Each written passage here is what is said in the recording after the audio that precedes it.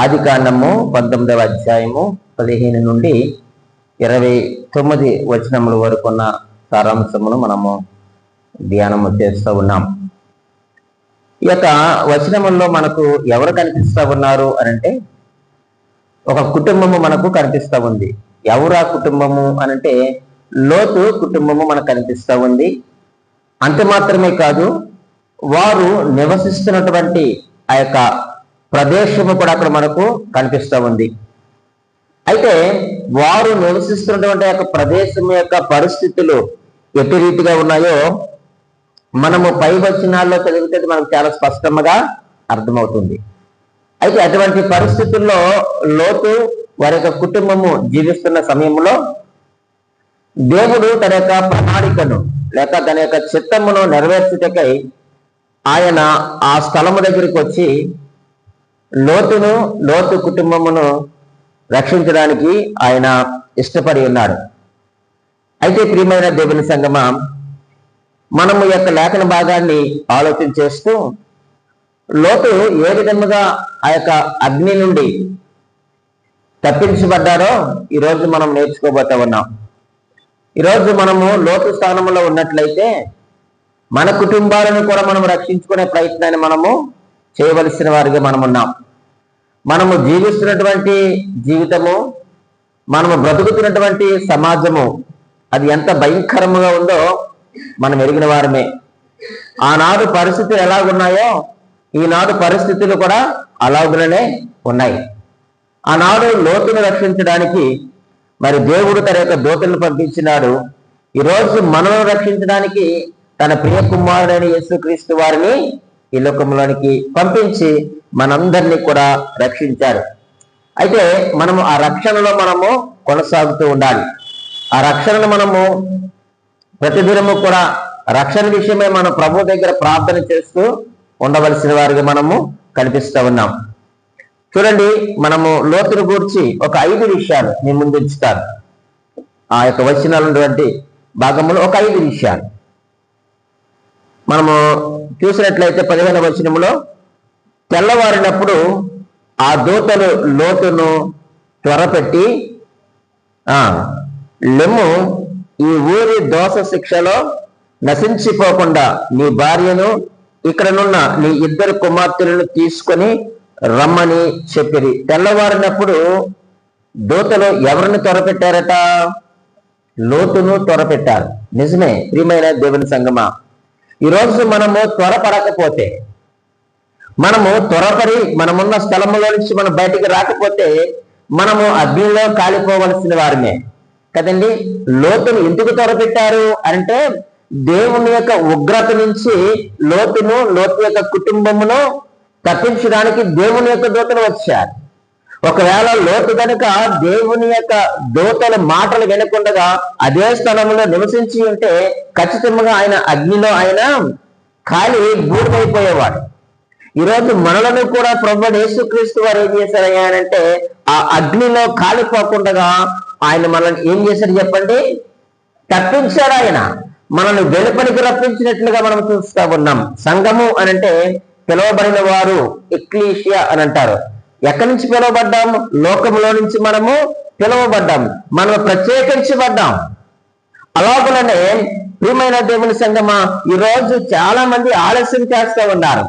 ప్రభు రాకడా ఇంకా ఎప్పుడో వస్తుందిలే, మారదాంలే, ఒంట్లో బాగోపోతే మారదాం, మనసు మీద పడితే మారదాం, ఆయన రాకడ వచ్చినప్పుడు మనం మారదాం, ఆయన ఒప్పేసుకుందాం అన్న నోటితో.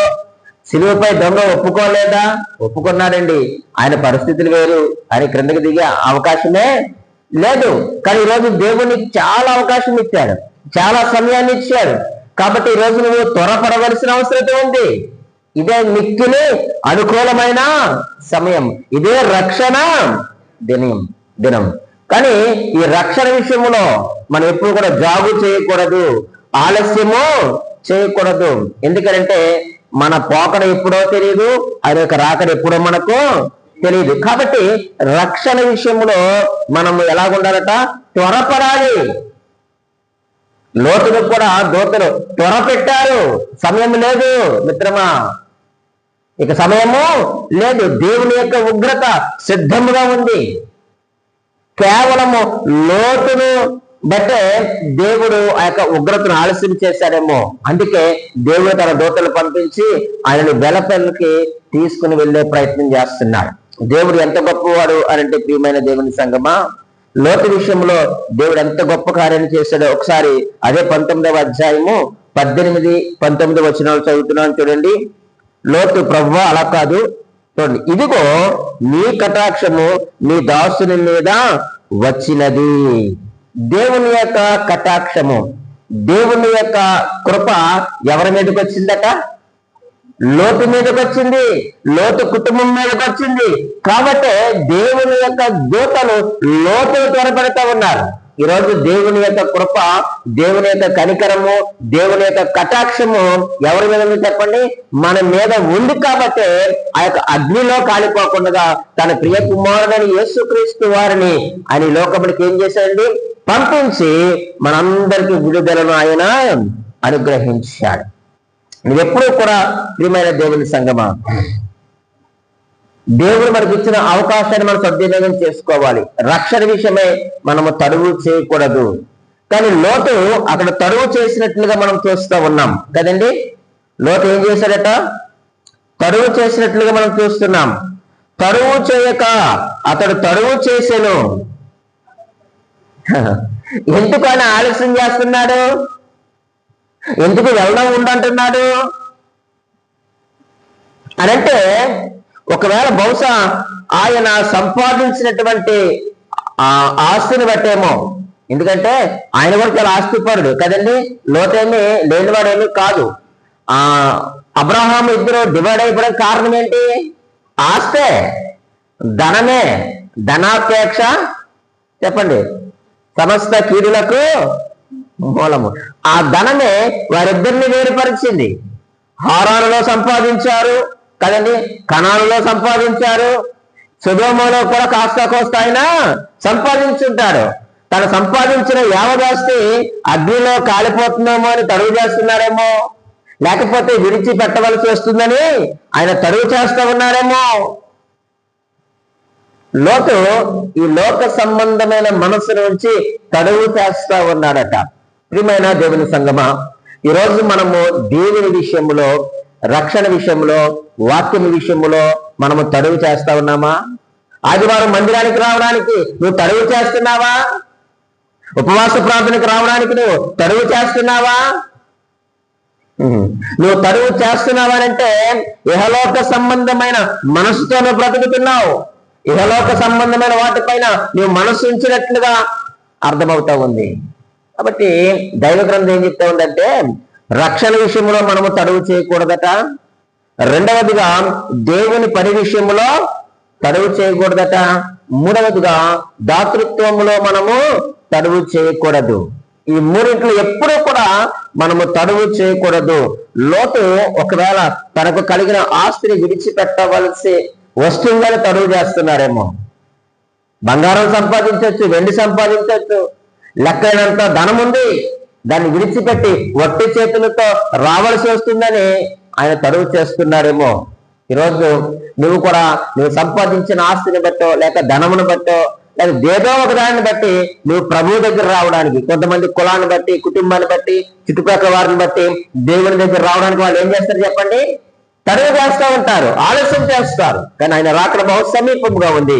ఆయన వచ్చినట్లయితే నువ్వు మారు మనసు పొందకపోతే, నువ్వు రక్షించబడకపోతే, నువ్వు విడవబడతావు.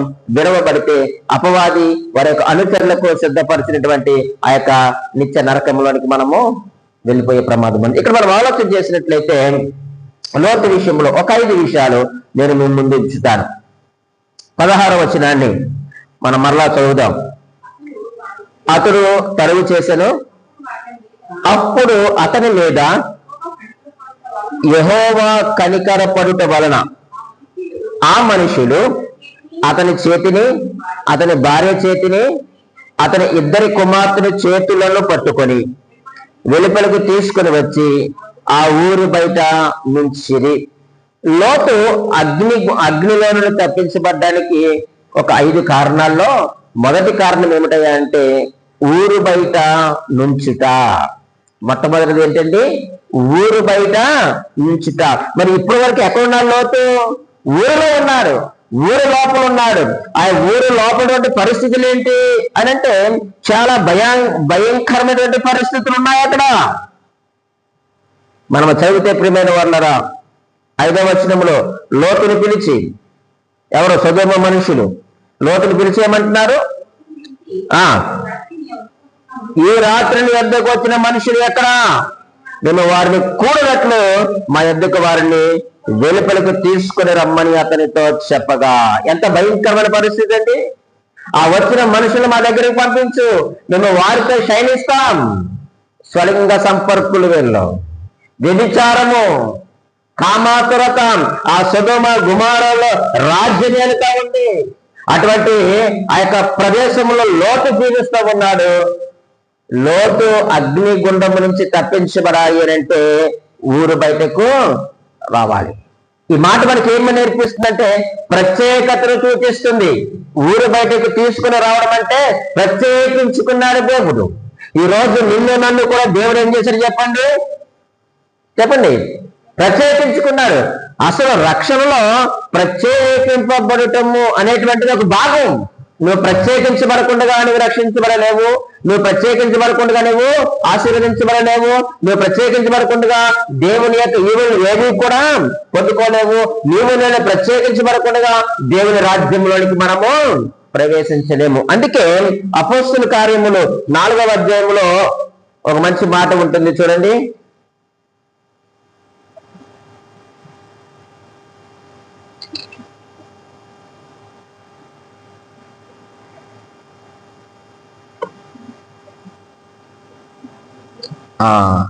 క్షమించాలి, 2వ అధ్యాయము 40వ వచనంలో ఈ మంచి మాట ఉంటుంది.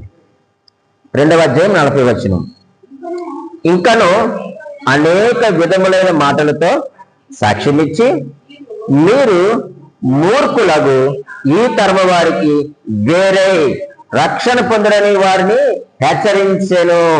వేరైన తర్వాత నువ్వేం చేయబడతావు? రక్షించబడతావు. నువ్వు వేరు చేయబడాలి. ఈ లోకముతో, లోక ఆశలతో, ఈ లోకంలో ఉన్నటువంటి అపవిత్రతలోంచి నువ్వు వేరు చేయబడాలి. అబద్ధంలో నుంచి నువ్వు వేరు చేయబడాలి. అవిధేయతలో నుంచి వేరు చేయబడాలి. ఈ పాపపు లోకములో నుంచి మనము వేరు చేయబడకుండా, నువ్వు బయటికి రాకుండా, నువ్వు ప్రత్యేకించబడకుండా నీవు నేను కూడా రక్షించబడలేము. దేవుడు వాక్యం సెలవిస్తా ఉంది, మీరు మూర్ఖులకు ఈ తరమ వారికి వేరే. అక్కడ ఉన్న వారు కూడా మూర్ఖులే. ఆ మూర్ఖులకు వేరుగా చేశాడు దేవుడు. అక్కడ పరిస్థితులకు లోతులు వేరుపరిచినట్లుగా మనము చూస్తూ ఉన్నాం. ప్రియమైన దేవుని సంగమా, అంత మాత్రమే కాదండి, రాహాబ్ అనేటువంటి స్త్రీ కూడా ఏం చేయబడిందండి? ఆమె కూడా, ఆమె కుటుంబము రక్షించబడింది. యెహోషువ గ్రంథము 6వ అధ్యాయం 23వ వచనంలో మనం చూస్తే రాహాబు అలాగే తన తండ్రి ఇంటి వారు అందరూ కూడా రక్షించబడ్డారు. ఎలాగో తెలుసా? ఆమె ఇల్లు ఒక ప్రత్యేకతను సంతరించుకుంది. ఏమిటా ప్రత్యేకత? వారి యొక్క ఇంటి కిటికీలకు ఎర్రని తొగర దారము కట్టింది. అక్కడ ఉన్నటువంటి ఆ యొక్క ఎరుకోలో ఎవ్వరికీ కూడా అటువంటి దారము కట్టబడి లేదు. ఈ గృహానికి మాత్రమే ఆ దారము కట్టబడింది. అంటే ప్రత్యేకముగా ఉన్న కారణం చేత రాహాబు తన తండ్రి ఇంటి వారు అందరూ కూడా ఏం చేయబడ్డారు? రక్షించబడ్డారు. వేరు చేయబడాలి, ప్రత్యేకించబడకుండా, వేరు చేయబడకుండా, నీ వెలపలికి రాకుండా నీకు నాకు ఏమి లేదు చెప్పండి? రక్షణ లేదు. లోతు అగ్ని నుండి తప్పించబడ్డానికి మొదటి కారణం ఏమిటయ్యానంటే ఆయన ఊరు బయట నుంచబడ్డాడు, ఊరు బయటికి తీసుకుని రాబడ్డాడు. ఇది ప్రత్యేకతను సూచిస్తా ఉంది. రెండవదిగా మనము ఆలోచన చేస్తే మరలా ఆదికాండము 19వ అధ్యాయము 17వ వచనాన్ని మనం చదువుదాం. ఆ దూతలు వారిని వెలుపలికి తీసుకొని వచ్చిన తర్వాత ఆయన అంటున్నాడు, నీ ప్రాణమును దక్కించుకున్నట్లు పారిపోమ్ము. చాలండి. రెండవదిగా మనం ఆలోచన చేస్తే ఆయన అగ్నిలో నుండి తప్పించబడ్డానికి రెండవ కారణం ఏమిటంటే పారిపోవుట. దేవుని దూతలు మాట్లాడుతూ ఉన్నా, నువ్వు పారిపో. ఆ యొక్క అపవిత్రత నుంచి దూరముగా పారిపో, ఆ యొక్క అన్యాయం నుంచి దూరముగా పారిపో, ఆ యొక్క కామాతురత నుంచి నువ్వు పారిపో, ఆ దుష్టుల నుంచి నువ్వు దూరముగా పారిపో. అందుకే కొరింథీయులకు రాసిన మొదటి పత్రిక, కొరింథీయులకు రాసిన మొదటి పత్రిక 6వ అధ్యాయము 18వ వచనం ఇలాగ రాయబడి ఉంది, జారత్వమునకు దూరముగా పారిపోవుడి. మనుషుడు చేయ ప్రతి పాపమును దేహమునకు వెలుపల ఉన్నది గాని జారత్వము చేయవాడు తన సొంత శరీరమునకు హానికరముగా పాపము చేయుచున్నాడు అని కొరింథీయులకు రాసిన మొదటి పత్రిక 6వ అధ్యాయము 18వ వచనములో ఆ మాటలు మనం చూస్తూ ఉన్నాం. నీకు ఎక్కడి నుంచి పారిపోవాలి అంటే జారత్వం నుంచి నువ్వు పారిపో. అక్కడ జరుగుతున్న అక్కడ జారత్వం నుంచి దేవుని దూతలు అన్నారు, నువ్వు పారిపో, నువ్వు ఆగొద్దు, ఎక్కడ కూడా నువ్వు పారిపో. మనం పరిశుద్ధ గ్రంథంలో చూసినట్లయితే ప్రియమైన దేవుని సంగమా, యోసేపును గురించి మనము బాగా ఎరిగిన వారము. యోసేపునకు కూడా ఒక అనుభవము ఎదురయ్యింది. ఎవరండి? పొతీఫరు భార్య ఆయన దగ్గరకు వచ్చింది. ఆయనతో పాపము చేయమని ప్రోత్సహించినప్పుడు ఆయన ఏం చేశారు చెప్పండి? పారిపోయాడు. జారత్వములను దూరముగా పారిపోయినట్లుగా మనము చూస్తూ ఉన్నాం. పారిపోయాడు కాబట్టి ఆయన సింహాసనము ఎక్కాడు. యోసేపు ఆ యొక్క జారత్వము నుంచి, పాపము నుంచి, అపవిత్రత నుంచి పారిపోయినాడు కాబట్టి సింహాసనము ఎక్కాడు. ఇంకా మనం చూసినట్లయితే సంసోను కూడా మనకు తెలుసు, ఆయన జారత్వము నుంచి పారిపోలేకపోయాడు కదండి. జారత్వము నుంచి పారిపోలేకపోయాడు, అక్కడ ఆగిపోయాడు. నువ్వు పారిపోమని దేవుని వాక్యం సెలవిస్తా ఉన్నప్పుడు నువ్వెందుకు ఆగుతున్నావు? అక్కడ నువ్వెందుకు నిలవబడ్డావు? నిన్ను పారిపోమని చెప్పిన దేవునికి తెలియదా నువ్వు అక్కడ ఆగితే జరిగే ప్రమాదం ఏమిటో? యోసేపు పారిపోయాడు, సింహాసనం మీద కూర్చున్నాడు. సంసోను ఆగిపోయాడు, ఆయన గుడ్డివాడై తిరగలి విసురుతా ఉన్నాడు. మహాబలవంతుడు. మన ఇక పరిశుద్ధ గ్రంథంలో మనం చూస్తే సంసోను అంత బలవంతుడు లేడు.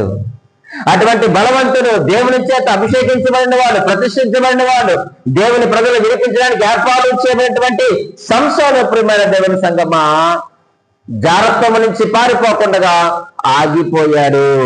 తద్వారా ఆయన గుడ్డివాడైపోయి ఏం చేస్తారని చెప్పండి? తిరగలి విసురువాడుగా మనకు కనిపిస్తూ ఉన్నాడు. ఆ దుష్టత్వమును ఎదిరించినటువంటి యోసేపు ఆధిక్యతను పొందుకున్నాడు, మంచి అధికారాన్ని పొందుకున్నాడు. జారత్వములకు లోబడటం వల్ల ఎంతో ఘోరము సంసోను జీవితంలో జరిగింది. ఈ రోజు దేవుని వాక్యం సెలవిస్తా ఉంది, మనల్ని పారిపోమంటా ఉన్నారు. పారిపోండి, పాపము నుంచి, అపవిత్రత నుంచి, జారత్వం నుంచి, దొంగతనం నుంచి, వ్యభిచారం నుంచి, లోకాశల నుంచి, మర్యాద నుంచి, పద్ధతి నుంచి పారిపోండి, పారిపోండి. వాటికి మీరు చెక్కొద్దు, అవి చాలా భయానకరమైనవి. అలాగే ప్రియమైన వాళ్ళారా, దావీదు కూడా తన యొక్క దుష్టత్వమునకు లోబడ్డాడు, ఎన్నో పరిణామాలు ఎదుర్కొన్నాడు. ఆ మేడ మీద తిరుగుతూ చూశాడు, దాని నుంచి దూరం కాలేకపోయాడు, ఆ దుష్టత్వంలో పడిపోయాడు. ఎన్నో పరిణామాలు దావీదు ఎదుర్కోవలసిన పరిస్థితిని మనం చూస్తూ ఉన్నాం. కాబట్టి మనము దేవుని పిల్లలుగా మనము బహు జాగ్రత్తగా ఉండాలి, కీడుకు దూరముగా ఉండాలి, పాపములకు దూరముగా మనము పారిపోవాలి. మనం ప్రత్యేకించబడిన వారమండి, మనము క్రీస్తు రక్తంలో కడగబడిన వారము. దుష్టత్వానికి మనలో చోటు లేదు, జారత్వములకు చోటు లేదు, అపవిత్రతకు చోటు లేదు, అన్యాయములకు చోటు లేదు. పారిపో అంటున్నాడు. మొదటిది ఊరు బయట ఉంచారు, ప్రత్యేకించబడకు సూచన. రెండవదిగా పారిపోమన్నాడు 17వ వచనంలో. మూడవదిగా మనం ఆలోచన చేస్తే మరలా 17వ వచనాన్ని మనం చదువుదాం. ఆదికాండము 19:17వ వచనం. నీ ప్రాణమును దక్కించుకున్నట్లు పారిపోమ్ము. తర్వాత మా చదవండి, నీ వెనుక చూడకము అన్నాడు. చాలండి. మూడవదిగా వెనుకకు చూడకుండా ఎలా పరిగెత్తాలట? పారిపోమ్మన్నాడు, బాగా ఉంది. కానీ ఆయన మరలా వెంటనే అంటున్నాడు, వెనుకకు చూడకుండా నువ్వు పారిపో. చూపులో చాలా అపాయం ఉందండి. చూపులో చాలా ప్రమాదం ఉంది. ఒక మాట జ్ఞాపకం చేయమంటారా? ఒకప్పుడు లోతు ఆ పట్టణాన్ని చూశాడు. చూడండి 13వ అధ్యాయములో, ఆదికాండము 13వ అధ్యాయములో, ఆదికాండము 13వ అధ్యాయము చదువుతున్నాను. చూడండి 10వ వచనం. లోతు కన్నులెత్తి యోర్దాను ప్రాంతం అంతటిని చూచెను. యెహోవా సొదొమ గొమొర్రా అను పట్టణములను నాశనము చేయకమునకు సోయారుకు వచ్చే వరకు అదంతయు యెహోవా తోట వలెను ఐగుప్తు దేశం వలెను నీళ్లపారు దేశమై ఉండెను. కాబట్టి లోతు తనకు యోర్దాను ప్రాంతం అంతటిని ఏర్పరచుకొని తూర్పుగా ప్రయాణం చేశాను. అట్లు వారు ఒకరికొకరు వేరైపోయిరి. ఎంత మాట అండి! యోర్దాను ప్రాంతం అంతా ఏం చేశాడట? చూశాను. తన కన్నులెత్తి చూశాడు. ఒకనొకప్పుడు ప్రియమైన వాళ్ళారా, లోతు తొలిసారిగా చూసి ఆ యొక్క సొదొమ గొమొర్రాను ఏర్పాటు చేసుకున్నాడు. ప్రయాణం చేశాడు. చాలా ఇష్టపూర్వకంగా వెళ్ళాడు ఆ స్థలానికి. కానీ ఇప్పుడు దేవుని యొక్క దూతలు ఏమంటున్నారు? ఇప్పుడు ఆ పట్టణాన్ని నువ్వు చూడొద్దు. ఆ రోజు అతని యొక్క నేత్రాలతో చూశాడు. అప్పుడు ఎంత చక్కగా, అందంగా, పచ్చగా కనిపించిందో, సమృద్ధిగా కనిపించింది. అలాగే ఉందిలేండి. కానీ అసలు రంగు వేరు దాన్ని. ఆ పట్టణంలో ఉన్నటువంటి పరిస్థితులు వేరు. ఇప్పుడు దేవుడు ఏమంటున్నాడు? అసలు వెనుకకు చూడొద్దు. చూస్తే చాలా ప్రమాదం ఉంది. ఆనాడు నువ్వు చూసినప్పుడు బాగుంది, కానీ ఈనాడు దాని పరిస్థితి బాగోలేదు. ఒక్కసారి నువ్వు పాపముని విడిచిపెట్టిన తర్వాత, పాపము నుంచి దూరముగా పారిపోయిన తర్వాత మరలా దాని వైపు మనము చూడకూడదు. ఆ లోక వైపు నువ్వు చూడొద్దు. లోకపు ఆశల వైపు నువ్వు చూడొద్దు. అది చాలా భయంకరమైనది. అందులో దుష్టుడు ఉన్నాడు, దుష్టత్వం ఉన్నది. ఒకవేళ నువ్వు చూస్తే అది చాలా ప్రమాదము అనే దేవుని యొక్క వాక్యం హెచ్చరిస్తూ ఉన్నాడు. మనం ఆదికాండము 3వ అధ్యాయం 6వ వచనంలో చూస్తే, మన ఆది తల్లి గారు అవ్వ రమ్యమైనటువంటి పండును చూసి ఏం చేసింది చెప్పండి? అపరాధంలో పడింది. చూడటం చాలా ప్రమాదం అండి. ఏదో చూసాం కదా అనుకుంటాం. కాబట్టి చూడడం అనేటువంటిది చాలా ప్రమాదకరం. చూడకూడదు. ఆనాడు అవ్వ చూసి అపరాధములో పడిపోయింది. ఆకాను ఏం చేశాడు చెప్పండి? ఆ బంగారమును చూసి ఆశించాడు. యెహోషువ గ్రంథం 7వ అధ్యాయం 21వ వచనంలో మనం చూస్తాం. ఆకాను ఏం చేశాడు చెప్పండి? ఆ యొక్క బంగారమును, ఆ యొక్క వస్త్రాలు, వాటన్నిటిని చూసి ఆశించాడు. తద్వారా మేలేమైనా తెచ్చుకున్నాడా? లేదు.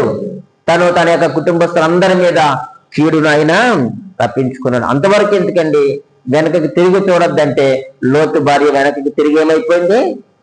ఉప్పు స్తంభముగా మారిపోయింది. కాబట్టి ఒక్కసారి మనము నాగటపై చెయ్యి వేసిన తర్వాత ఏం చేయకూడదట? వెనుకకు తిరిగి చూడకూడదు. అది చాలా ప్రమాదం.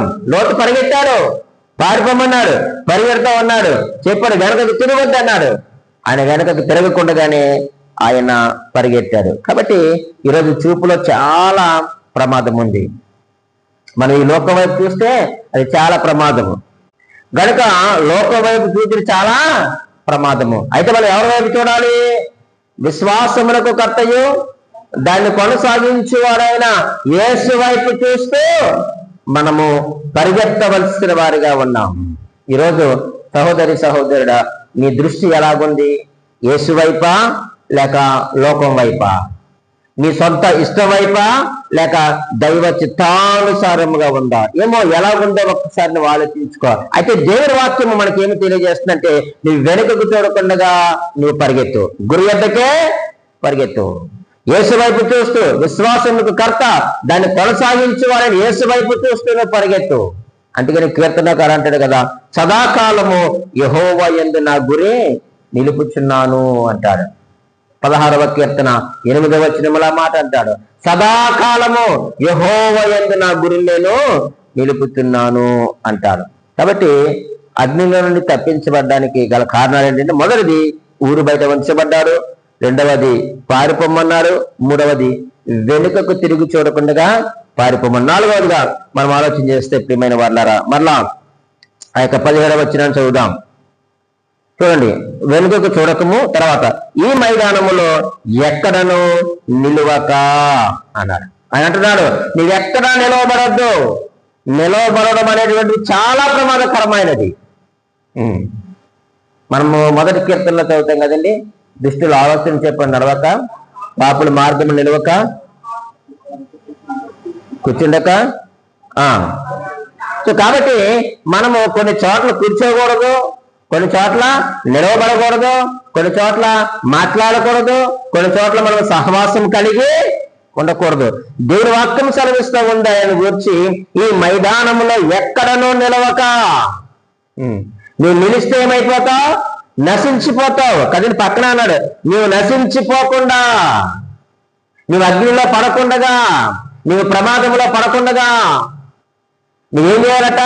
ఎక్కడా నిలవబడకుండా నువ్వు పారిపో. నిలవబడడం కూడా చాలా ప్రమాదకరమైనది. చాలా మంది పోకిరి వాళ్ళ దగ్గర మనం నిలవబడతామండి, చెడ్డ మాటలు మాట్లాడే దగ్గర మనం నిలవబడతామా? బూతులు సరసొత్తులు మాట్లాడే వారి దగ్గర మనం నిలబడ్డామనుకోండి, మనల్ని కూడా ఆ కోవలోనికే చేర్చేస్తారు. చెడ్డ మాటలు చెప్పేవారు, దుష్ట ఆలోచనలు చెప్పేవారు, నేరాలు మోపేవారు, నిందలు మోపేవారు, అబద్ధాలు ఆడేవారి దగ్గర మనం ఏం చేయకూడదు చెప్పండి? నిలవబడకూడదు. వారికి పని పాట లేక వ్యర్థముగా వారు ఒకరి మీద ఒకరు నేరారోపణలు చేస్తూ ఉంటారు. చూడండి, పేతురు నిలవబడకూడని స్థలంలో నిలవబడి ఏమాడాడు? అబద్ధం ఆడాడు. ఆయన ఎవరో నేను ఎరిగినన్నాడు. ఆయన ఎవరో తెలియడానికి, యేసుక్రీస్తు ఎవరో తెలియదా పేతురికి? తెలుసు కదా. మరి ఎందుకు అబద్ధం ఆడవలసి వచ్చిందంటే ఆయన నిలవబడిన స్థలము సరైనది కాదు కాబట్టి ఆయన అబద్ధమాడాడు. ఈరోజు నువ్వు ఎక్కడ నిలవబడతా ఉన్నావు? కాబట్టి నువ్వెక్కడ నిలవక ఏం చేయమని చెప్పండి? పారిపోవాలట. నువ్వెక్కడ నిలవబడద్దు. చూడండి, గలతీలకు రాసిన పత్రికలో గలతీ విశ్వాసుల గురించి ఒక మంచి మాటను మీకు జ్ఞాపకం చేస్తాను. చూడండి, 5వ అధ్యాయము 7వ వచనము. గలతీలకు రాసిన పత్రిక 5వ అధ్యాయం 7వ వచనం. 5వ అధ్యాయం 7వ వచనంలో ఇలా రాయబడి ఉంది, మీరు బాగుగా పరిగెత్తుచుంటిరి, సత్యములకు విధేయులు కాకుండా మిమ్మల్ని ఎవరు అడ్డగించాను? కదండి, ఎవరు అడ్డగించాను? ఎవరు అడ్డగిస్తాడు? అపవాది తప్ప ఎవడో కూడా మిమ్మల్ని అడ్డగించాడు. అక్కడ గలతీ విశ్వాసులు పరిగెడతా ఉన్నారు. మీరు చాలా చక్కగా పరిగెడుతున్నారు, బాగుగా పరిగెడుతున్నారు, సత్యమునికి విధేయులై పరిగెడుతున్నారు. ఎవరు మిమ్మల్ని అడ్డగిస్తారు? ఈ రోజు మనము పరిగెడుతున్న సమయంలో మనల్ని అడ్డగించేవాడు ఎవడయ్యాడంటే అపవాది మనలను అడ్డగిస్తూ ఉంటాడు. వాడు మనల్ని అడ్డగిస్తూ ఉంటాడు, ఆపేస్తూ ఉంటాడు. నువ్వు ఆగకుండా పరిగెత్తాలి అనంటే, నువ్వు నిలవకుండా పరిగెత్తాలి అనంటే మనము ప్రతిరోజు ప్రార్థన అనుభవం మనం కలిగి ఉండాలి, ప్రార్థన చేసుకుంటూ ఉండాలి. మనము నిలవకుండా పారిపోవాలి, పరిగెత్తాలి అంటే క్రీస్తు దగ్గరకు వాక్య పారాయణము చేయాలి. ప్రతిరోజు దేవుని యొక్క వాక్యాన్ని చదవాలి. దేవుని పని యందు, దేవుని యొక్క సేవ యందు మనము ఆసక్తి కలిగిన వారిగా మనము ఉండాలి. అప్పుడు మనము ప్రియమైన దేవుని సంగమా ఎక్కడ కూడా నిలవము.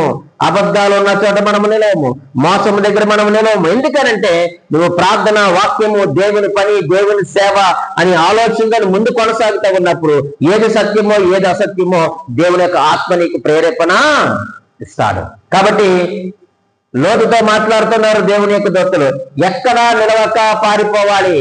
ఈ స్థలంలో నువ్వు ఎక్కడా కూడా నిలవద్దు. నువ్వు నిలిచావా, నువ్వు ఆగావా, ఏమైపోతావు? నశించిపోతావు. అదే మాట్లాడాడండి ఆయన, నువ్వు నశించిపోకుండా కదండి, నువ్వు నశించిపోకుండా ఈ మైదానములు ఎక్కడా నిలవద్దు. ఇదంతా కూడా అపవిత్రమైనది. ఇది దేవుని యొక్క ఉగ్రత క్రింద ఉన్నది, దేవుని శిక్షకు లోనైపోయింది. కాబట్టి నీకు ఇక్కడ నిలవద్దు. ఈరోజు దేవుని వాక్యం మనకు సెలవిస్తా ఉంది, ఈ లోకంలో నువ్వు నిలవద్దు. నువ్వు దేవునిలో నిలవాలి, దేవుని వాక్యంలో నిలవాలి, ప్రార్థనలో నిలవాలి. వాక్యం అనే పునాదిపై నువ్వు కట్టబడాలి. అదే స్థిరమైనది. నువ్వు పడిపోకుండా నువ్వు పరిగెత్తాలి అంటే, జారిపోకుండా నువ్వు పరిగెత్తాలంటే క్రీస్తు అనే బండపైన నువ్వు నేను పరిగెత్తవలసిన వారిగా ఉన్నాం. ఆనాడు లోతు అగ్నిలో నుండి తప్పించబడ్డానికి మరొక కారణం ఏమిటంటే నిలవక పారిపోమన్నాడు. 5వదిగా మనము ఆలోచన చేద్దాం. 5వదిగా మనం ఆలోచన చేస్తే 17వ వచనంలో మనం చదివిన మాట తర్వాత, ఈ మైదానములు ఎక్కడ నిలవక నువ్వు నశించిపోకుండా, చూడండి, ఆ పర్వతమునకు పారిపోమ్మని చెప్పగా. ఐదవదిగా ఆ పర్వతం మీదకు పారిపో. ఎక్కడికి వెళ్ళిపోవాలట? పర్వతం దగ్గరికి పారిపోమన్నారు. ఏ పర్వతం మీదకు పారిపోవాలి అంటే ఆ పర్వతము మన ప్రభువైన యేసుక్రీస్తు వారికి సాదృశ్యముగా ఉంది. ఆ యొక్క పర్వతం దగ్గరికి పారిపోతే ఏముంటుంది? నీకు రక్షణ ఉంది, నీకు క్షేమం ఉంది, సమాధానం ఉంది. నువ్వు అక్కడ భద్రపరచబడతావు. ఏ అగ్ని మీదకు రాదు, ఏ అగ్ని బాణం నీ మీదకు రాదు. నువ్వు ఆ పర్వతము దగ్గరికి పారిపో. ఈరోజు మన గురి ఏది? ప్రియమైన దేవుని సంగమా, మనం ఎక్కడికి పరిగెడుతున్నాం? మనం గురి కలిగి పరిగెడుతున్నామా? అందుకే అపోస్తలుడైన పౌలు ఫిలిప్పీ సంఘానికి రాస్తూ చూడండి, 3వ అధ్యాయము, మనకు తెలిసిన వాక్యమే, 3వ అధ్యాయము 14వ వచనములు మంచి మాట్లాడుతున్నారు. క్రీస్తు యేసునందు దేవుని ఉన్నతమైన పిలుపునకు కలుగు బహుమానము పొందవాలని గురి ఎద్దకే పరిగెడుతున్నాను. అందుకే లోతు కూడా చెప్పాడు, నువ్వు ఎక్కడికి పరిగెత్తాలి? ఎక్కడికి పరిగెత్తమన్నా లోతుని? పర్వతం దగ్గర పరిగెత్తు. ఒక గురి పెట్టాడు. నువ్వు ఎక్కడ పడితే అక్కడ పరిగెత్తడానికి వీలు లేదు. నీకు ఒక గురి పెట్టాను, నువ్వు చేరవలసిన గమ్యస్థానం ఏదో నీకు చూపిస్తున్నాను, నువ్వు అక్కడికే పరిగెత్తు. ఈరోజు మనకు కూడా ఒక గమ్యస్థానం ఉంది, అదే ప్రభువైన యేసుక్రీస్తు వారు. మరి ఆ గమ్యస్థానం దగ్గర మనం పరిగెత్తగలుగుతున్నామా? ఎన్నో ఆటంకాలు వస్తాయి, నువ్వు నిలబడద్దు. ఎన్నో శోధనలు వస్తాయి, వెనక్కి చూడొద్దు. నువ్వు పారిపో, పరిగెత్తు. నువ్వు ప్రత్యేకంగా ఉండి గురి వద్దకే నువ్వు పరిగెత్తు. ఆ గురు ప్రభువైన యేసుక్రీస్తు వారు. పౌలు గారు అంటున్నారు, నేను గురి వద్దకే నేను పరిగెత్తుచున్నాను. దేవుడు ఉన్నతమైన పిలుపునకు కలుగు బహుమానము పొందాలని ఈరోజు లోతుతో మాట్లాడి దేవుడు నీతో నాతో మాట్లాడుతున్నాడు. నీకు భద్రత, క్షేమము కావాలంటే, నువ్వు కాపాడబడాలి అంటే నువ్వు ఎక్కడికి పరిగెత్తాలి? యేసుక్రీస్తు అనే గురి వద్దకు నువ్వు పరిగెత్తు. ఈరోజు మన గురులు ఏవేవే ఉంటున్నాయండి. మన గురులు దేవుడి వాక్యం తప్పించి చాలా గురులు మనకు ఉన్నాయి. అవి సరైనటువంటి గురులు కాదు. ఒకవేళ అక్కడ పరిగెత్తినా అక్కడికి ప్రమాదమే ఉంది, అక్కడ నువ్వు ప్రమాదంలో పడిపోతావు. అపోస్తుల కార్యములు చూడండి, 20వ అధ్యాయములో 24వ వచనములో ఈ మాట రాయబడి ఉంది. అయితే 20వ అధ్యాయం 24వ వచనం, అయితే దేవుని కృపాసువార్తను గురించి సాక్ష్యమిచ్చుట యందు నా పరుగును నేను ప్రభువైన యేసు వలన పొందిన పరిచర్యను తుదముట్టింపవలని.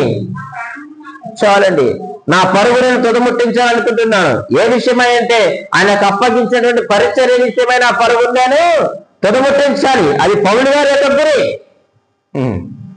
పౌలు గారి యొక్క గురి అంటే నాకు అప్పగించినటువంటి ఆ యొక్క పరిచర్యను తుదముట్టించాలని నా ప్రాణము నాకు ఎంత మాత్రము ప్రియమైనదిగా ఎంచుకోవడం లేదు. ఈ పరుగ పందెంలో ఎన్నో ఆటంకాలు వస్తాయి, ఇబ్బందులు వస్తాయి, అలసిపోతాను, సొలసిపోతాను, సొమ్మసిల్లిపోతాను, నా కాళ్ళు నొప్పులు వస్తాయి. అయినా సరే నా ప్రాణము నాకు ఎంత మాత్రము ప్రియమైనదిగా నేను ఎంచుకోను. నాకున్న గురి ఏదో ఆ గురి వద్దకే నేను పరిగెడతానంటున్నాడు. అయితే ప్రియమైన దేవుని సంగమా, దేవుడు అన్నాడు, అయ్యా లోతు, ఇదిగో ఆ పర్వతం వద్దకు నువ్వు వెళ్ళు, నువ్వు రక్షించబడతావు, నీకు భద్రత ఉంటుంది అని అంటే లోతు గారు ఏమన్నారు చూడండి. 20వ వచనాన్ని మనం చదువుదామా?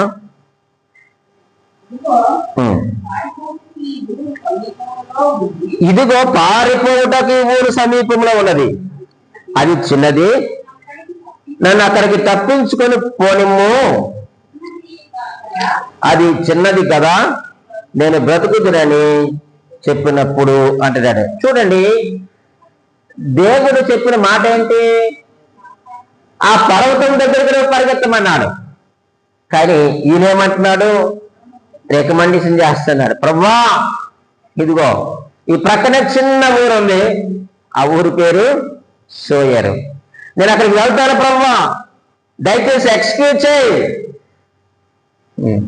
దేవుడు అంటున్నాడు, నీకు నేను పర్వతాన్ని ఇస్తానన్నాడు, పెద్దది ఇస్తానంటే నేను ఏమడుగుతున్నాడు చెప్పండి, అక్కడ ఉన్న మాట చెప్పండి. చిన్నది అది. ఇప్పుడు ఆ చిన్నది సోయార్ అంటే అర్థం ఏమిటి? చిన్నది అని పుట్టినోట్లో రాయబడి ఉంది. ఇప్పుడు పర్వతం పెద్దదా, సోయార్ అనే గ్రామం పెద్దదా చెప్పండి? పర్వతమే అదే. కానీ దేవుడు ప్రియమైన వాళ్ళరా గొప్ప గొప్ప వాటిని ఇస్తా ఉన్నప్పుడు మనం ఏం చేస్తున్నాం చెప్పండి? చిన్న చిన్న వాటిని మనము కోరుకుంటున్నాం. దేవుడు ఉన్నతమైనది ఇస్తా ఉన్నాడు. లోతోడు ఆ యొక్క పర్వతం దగ్గర పరిగెత్తంటే ప్రభు అలా కాదు, నీ కటాక్షం నా మీద ఉంది కాబట్టి, నీ కృప నా మీద ఉంది కాబట్టి దయచేసి ఈ సోయారికి వెళ్ళిపోతారు. చిన్నది కదా.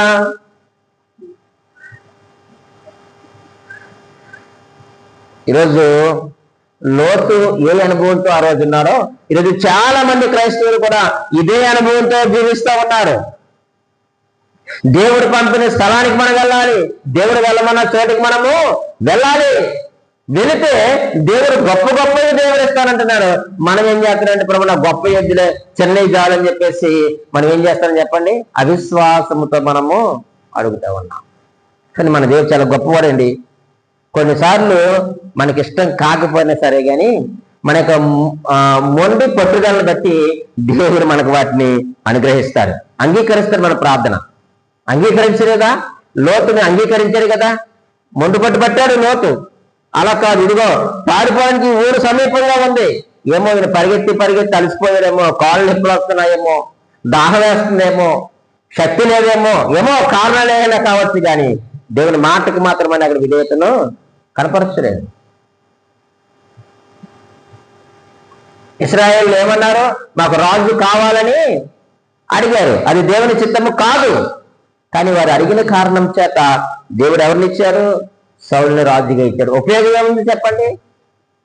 వారి యొక్క మందు పట్టుదల. మన దేవుడు ఎంత ప్రేమ కలిగిన దేవుడో. నీకు ఉన్నతమైన ఈవులు ఇవ్వాలని ఆయన ఆశపడుతూ ఉన్నప్పుడు మనం ఏం చేస్తాం చెప్పండి? చిన్న చిన్నవి మనము అడుగుతూ ఉన్నాం. అపోస్తలుడైన పౌలు ఖండాంతరాలు దాటి వెళ్ళిపోయాడు. కానీ ఈరోజు ప్రియమైన దేవుని సంగమా, దేవుని చెప్పిన స్థలానికి మనము వెళ్ళాలి.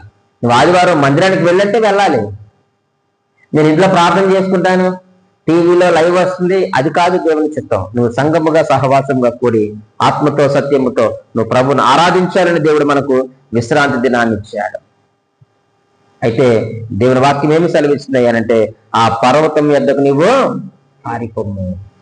పారిపోమ్మన్నాడు. పరిగెత్తుకుంటూ వచ్చేసాడు. ప్రియమైన వారులారా, లోతు రక్షించబడ్డాడు. 29వ వచనంలో చివరి మాటను మనం చదువుదాం.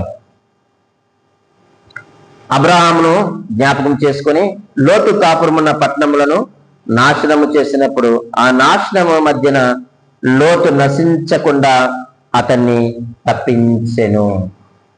లోతుని ఏం చేశాడట? దేవుడు తప్పించాడట. లోతుని దేవుడు తప్పించాడు. దేని నుంచి తప్పించాడు? నాశనం నుండి తప్పించాడు. అగ్ని గంధకము నుంచి తప్పించాడు.